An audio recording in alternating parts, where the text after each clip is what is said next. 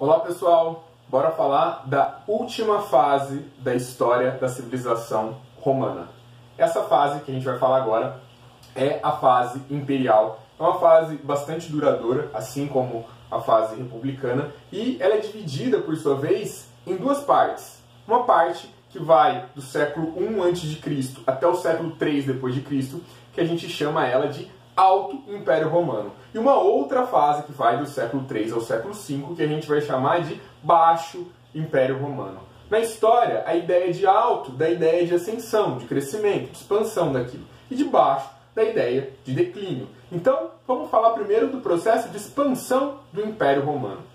Entre o século I a.C., mais precisamente 27 a.C., até o século III d.C., a gente tem um momento em que a civilização romana ela consegue se estabilizar, ela se expande territorialmente ainda mais e ela se estabiliza. Como isso vai acontecer? Primeiro, vamos lembrar que o Otávio Augusto, ele vai centralizar o seu poder. Ele fazia parte lá do segundo triunvirato, ele vai derrotar o Marco Antônio, vai assumir o poder na cidade de Roma e vai começar, a partir daí, a governar com um poder centralizado na sua mão. O Otávio ele não vai acabar com as instituições republicanas, como o Senado, por exemplo, mas ele vai concentrar o poder na mão dele, tendo o nome de Augusto e também adotando o nome de César, que depois vai ser adotado por outros imperadores que virão na sequência dele, e aí a gente vai ter a ideia de imperador ali ligado à ideia de César. Pois bem, uma coisa importante que o Otávio consegue fazer é dar início a um período chamado de Pax Romana, ou Paz Romana. Quais eram os problemas de Roma? Muitos conflitos internos, a necessidade de se expandir um pouco mais, e também, pouco a pouco, de evitar que os povos que eles conquistaram se rebelem e também que povos de fora adentrem ao território romano. Então, o que vai acontecer é ele iniciar um período de paz que vai ser marcado pela formação de novas burguesias, que vai inclusive abrigar aí parte dos patrícios da sociedade, vai intensificar a política de pão e circo. Isso aqui é algo que acho que todo mundo já ouviu falar, A ideia do pão e circo é aquela ideia de ser alimenta o sujeito, manter um cara com a barriga cheia, manter um cara com a cabeça ocupada, e ele não enche o saco, ele não dá problema, ele não dá trabalho. Por quê? Ele está alienado, ele não está nem vendo o que está acontecendo, ele não está vendo a corrupção, ele não está vendo que os direitos dele não estão sendo respeitados, ele não está nem aí. O importante é que ele está vendo lá um leão comer o braço de alguém e que ele está com a barriga alimentada. Então isso ajuda a acalmar principalmente aqueles plebeus empobrecidos, aquela galera que foi para Roma, os camponeses que perderam suas terras, que se endividaram e foram lá para Roma, e lá eles se tornam trabalhadores urbanos, muitos desempregados, desocupados, e eles querem comida, eles querem entretenimento, e a política de pão e circo vem nesse sentido. Tá?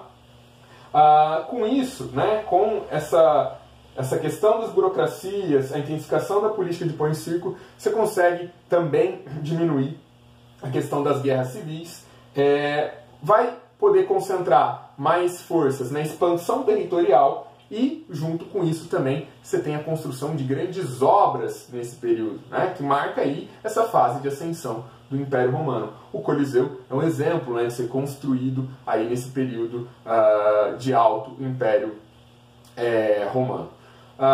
Bom, e a outra fase? Isso foi a fase em que a coisa se desenvolveu. E a fase em que a coisa começou a dar errado, a entrar em crise.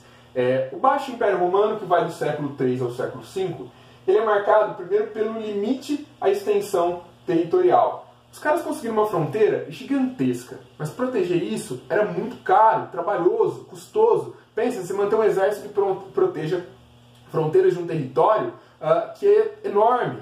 O território romano chegou a dominar todo o norte da África, parte do Oriente Próximo, a parte norte ali do Mediterrâneo, a região da Península ibérica, da Galícia, onde hoje é a França, chegando até dominar uma parte de onde hoje é a Inglaterra. Então assim, era um território gigantesco e com povos de fora tentando adentrar a esses territórios, né? Esse limite levou a dificuldades de administrar tudo isso. E isso, por sua vez, né, vai contribuir para a crise, porque sem você poder se expandir mais, você não consegue mais escravos. O escravo tinha se tornado o motor da economia romana. E sem mais escravos, tudo começa a desandar. E aí vem crise econômica e vem crise política. Quando vem as crises, vem também a tentativa de resolver essas crises, né? E aí as tentativas de salvar o império são várias. Mas a gente vai dar destaque para 3 imperadores romanos, tá? Tivemos muitos imperadores, mas inclusive o vestibular gosta de tratar esses 3 porque eles fizeram coisas que foram bastante interessantes.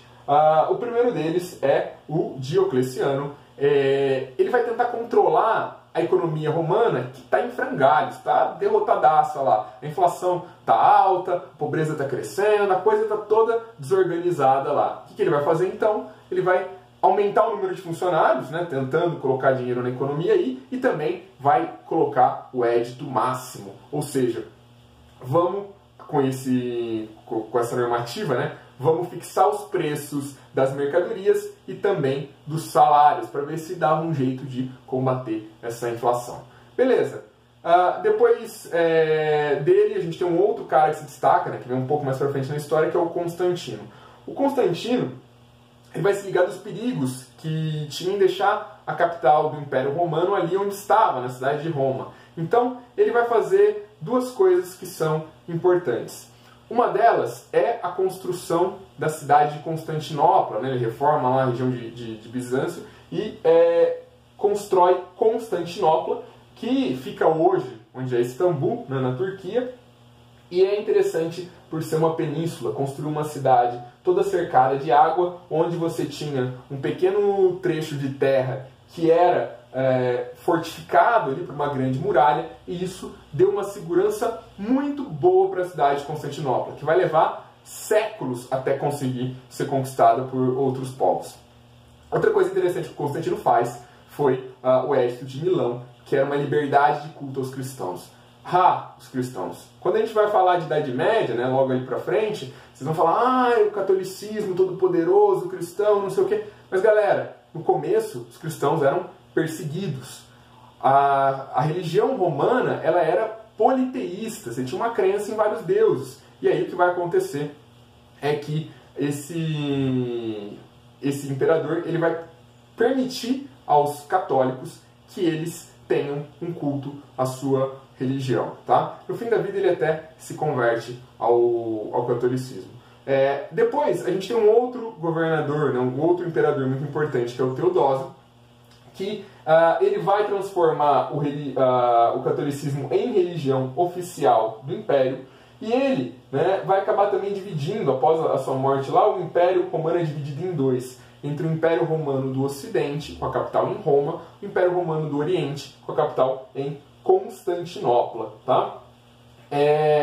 Só que isso não vai conseguir impedir, né, o aumento da penetração dos povos germânicos. Os povos germânicos vão entrar no território romano e vão começar ali a causar um grande estardalhaço, né? Muita gente vai se sentir inseguro nas cidades romanas, vai mudar pro campo, e os povos germânicos pouco a pouco vão conseguir fazer uma pressão na sociedade romana, né? Qual que é a conclusão dessa história toda? A conclusão é que o lado ocidental ele vai acabar sendo derrotado, né? Sendo invadido aí pelos povos germânicos e dando, né, colocando um marco final ao Império Romano. Professor, então aí não tem mais Império Romano?